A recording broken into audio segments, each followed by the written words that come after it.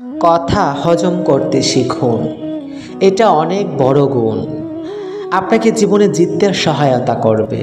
কখনো তর্কে জিততে যাবেন না, এটা সময়ের অপচয়। আপনার প্রতিপক্ষকে জিতিয়ে দিন। আপনার প্রতিপক্ষ যদি খুশি হয় সে জিতে গেছে ভেবে আপনি একটু হাসুন।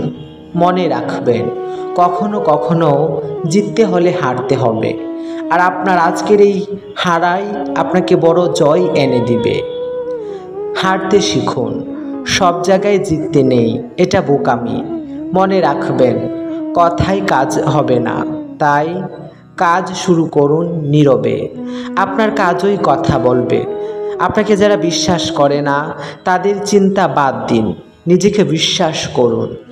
নিজের প্রতি বিশ্বাস আপনাকে সবার মাঝে বিশ্বাসী করে তুলবে। আপনি অনেক কিছু পারেন, কি দরকার বলে বেড়ানোর?